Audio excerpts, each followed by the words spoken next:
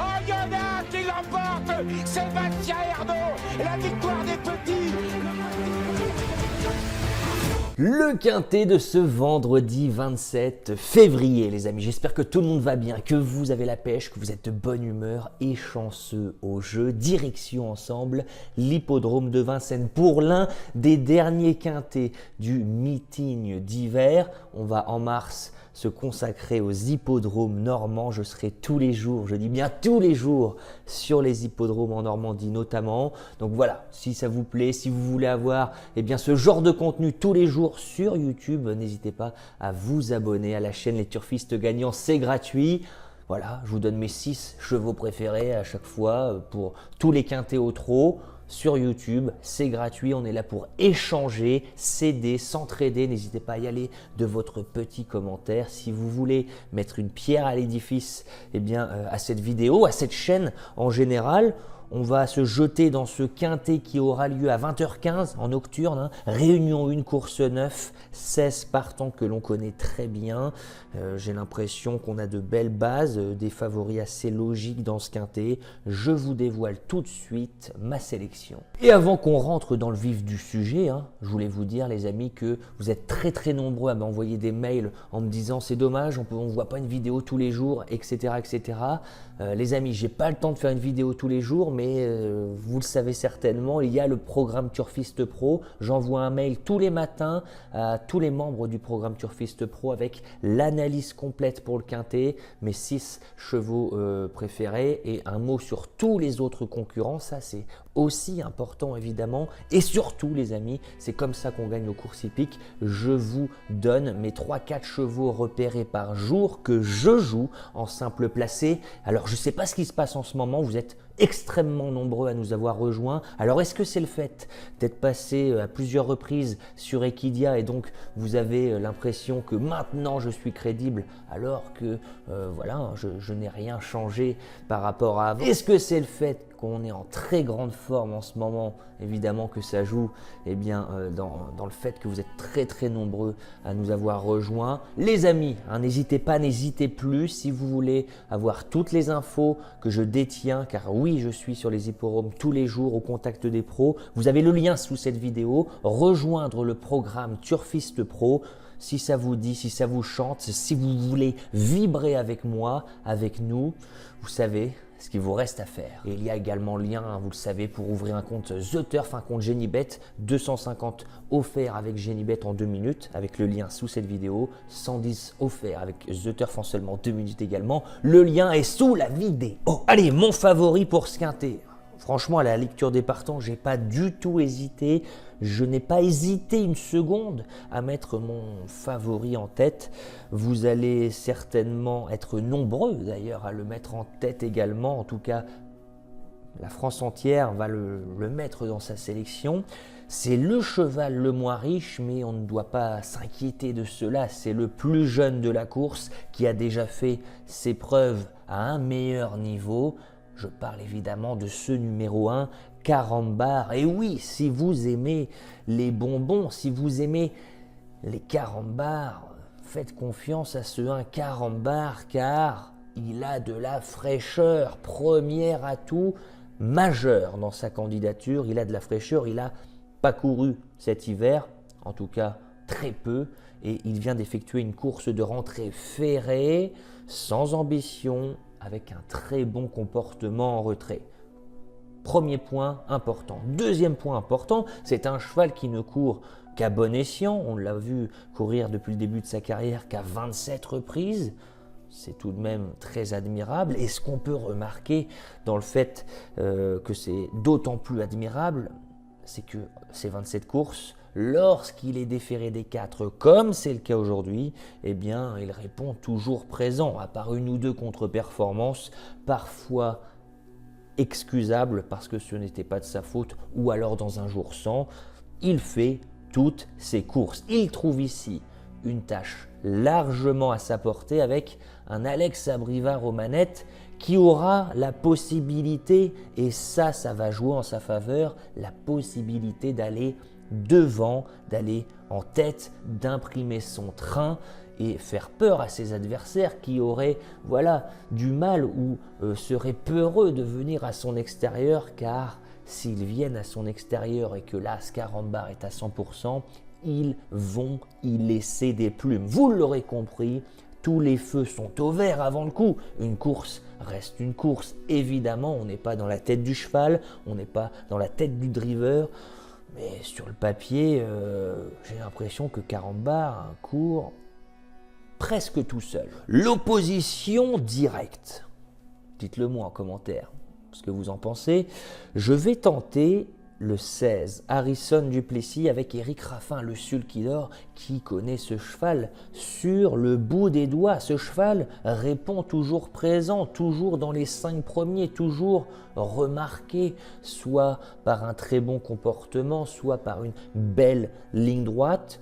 On l'a vu cet hiver, courir vraiment bien dans de bons lots, des lots où il faut vraiment avoir les dents longues, dans des lots avec Hurricane Carter, avec Ed Scott, avec Iroise de la Noé, Jongleuse de Lune, Hino du Lupin, les lots de zinzin quoi. Il a repris de la fraîcheur depuis, on a couru ferré avec son entraîneur, sans ambition, le 14 février, j'ai l'impression qu'on a tout mis en œuvre, tout placé ses espoirs sur cette course au plafond des gains. Aujourd'hui, Harrison du Plessis, sans encombre, ne doit pas sortir des 3-4 premiers, je dirais. Et mon troisième larron, que j'aime beaucoup également pour jouer le podium, c'est celui de Jazzman. Mais qu'a-t-il fait l'avant-dernière fois pour terrasser l'opposition, terrasser des concurrents qu'il retrouve aujourd'hui? Alors, certes, on change de discipline. On était sur courte distance lors de son magnifique succès. Aujourd'hui, on est sur 2700 mètres. Mais est-ce que ça va le déranger? Non, il a déjà fait ses preuves en trottant moins d'une 12 sur le parcours. Ils ne sont pas beaucoup, les amis, à avoir trotté moins d'une 12 sur le parcours. Meilleur chrono sur le parcours, c'est l'As Carambar en 1:11.5, suivi du 8, Jazzman en 1:11.7. Un chrono qui lui permettrait ici de jouer un tout premier rôle, évidemment. Ne pas prendre en compte sa dernière contre-performance. Le cheval courait rapproché à 10 jours à peu près. Ça n'a pas été. En plus, on avait le 16 à l'autostart. Bref, une course à mettre de côté, une course à oublier. J'ai l'impression que le 8 Jazzman va rectifier le tir. Petit jeu concours The Turf, les amis, car oui, vous le savez, non seulement vous avez 110 € offerts avec le lien sous cette vidéo si vous ouvrez un compte The Turf, mais en plus, si vous êtes fidèle à la chaîne Les Turfistes Gagnants, sur chaque vidéo, ou presque, parce que des fois vous me coûtez cher, parfois vous êtes très très bon et donc je dois donner beaucoup de cadeaux à tous les participants du jeu concours. Les amis, sur mes vidéos, je vous fais des jeux concours, je vous pose une question et si vous avez la bonne réponse en commentaire, je vous crédite votre compte The Turf. Raison de plus pour ouvrir un compte The Turf en seulement 2 minutes, 110 € offerts seulement avec le lien sous cette vidéo, je vous rappelle. Allez, dites-moi dans ce quintet 4 chevaux en commentaire. Si vous avez les 3 premiers, bingo, bingo, bingo, c'est gagné. Et lundi prochain, je vous créditerai votre compte The Turf. Donc, on répète, 4 chevaux en commentaire. Il faut avoir les 3 premiers. Si vous pouvez mettre une explication, évidemment, pour clarifier la chose auprès des nombreux lecteurs des commentaires, ça serait encore plus généreux de votre part. N'oubliez pas de mettre votre identifiant, évidemment, pour que je puisse vous reconnaître. Allez, on va enchaîner ensuite rapidement. On va faire une place au 5 à Bit Soirée qui vient de causer une petite surprise dans un quintet. Nous, on l'avait mis dans notre sélection. C'était le 13 février. Alors, à Bit Soirée, après de 70 contre 1, avait très bien tenu sa partie. Trottant 1:12, le 3e meilleur chrono sur le parcours. Il n'y a pas de marche par contre avec Habit Soirée ce 5, il faut que ça se passe à merveille comme ça s'est passé la dernière fois. Mais je me dis que quand on est capable de faire le tour d'un peloton, même si on est caché, et de trotter une 12, on doit être capable de rééditer une belle performance face à une telle opposition. Aujourd'hui, j'y crois, avec Mathieu Mottier, on va figurer à l'arrivée du quintet si on a le parcours adéquate. Et puis le 15, Dolce Vicky, c'est un peu un point d'interrogation dans cette course, hein. Vous vous souvenez peut-être, j'étais chaud bouillant sur Equidia lors de son apparition dans un quintet le 13 décembre. J'en avais fait mon show favori, j'avais dit vous pouvez y aller les yeux fermés, vous pouvez foncer. Il s'était imposé, mais qu'est-ce que j'avais eu peur. Il a vu le très bon parcours et il ne m'avait pas donné voilà, de grandes sensations. J'avais un peu serré les fesses dans la phase finale. Ce jour-là, Alessandro Gocciadoro, son mentor, son entraîneur, son driver, n'avait pas activé les œillères. Donc peut-être qu'il y avait un petit peu de marge, les amis. Et la dernière fois, ça ne s'était pas très bien passé. Que s'est-il passé? On a voulu faire le tour en 4e épaisseur dans le dernier tournant, mais il y avait un certain Hinault du Lupin à notre intérieur. C'était mission impossible. Enchaînons enfin en 6e position. Oui, avec un cheval que j'adore, un cheval qui cependant doit bénéficier de circonstances idéales. S'il peut faire seulement les 500 derniers mètres, je dirais même s'il ne peut faire que la ligne droite et être à portée de fusil, il va être très dangereux, mais ça comporte des risques d'être attentiste. Je parle de ce 14 Yalto d'Ertals, voilà, Thierry Duval d'Estaing à l'entraînement, Théo Duval d'Estaing à la drive. C'est un cheval qui a peu couru cet hiver, très bon comportement à chaque fois, mais voilà, il peut finir très fort, ça c'est sûr, mais peut-être un petit peu trop tard. Je récapitule ma sélection les amis, mais avant, n'oubliez pas de mettre un petit like, ça coûte rien, puis ça me fait plaisir tout simplement. J'ai passé un peu de temps à l'étude de ce quintet, n'hésitez pas à me dire en commentaire votre réponse à la question du jeu concours, hein, pour que je vous crédite votre compte The Turf. N'hésitez pas à partager la vidéo auprès de vos potes, vos collègues, votre femme, votre mari, vos enfants, vos papis, mamies. Voilà, je le répète, je le rappelle, hein, c'est grâce aux parieurs que les courses vivent.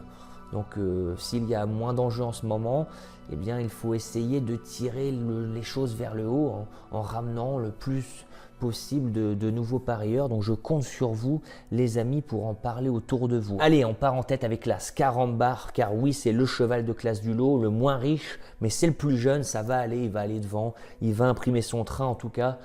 J'ai l'impression que c'est comme ça qu'il va gagner.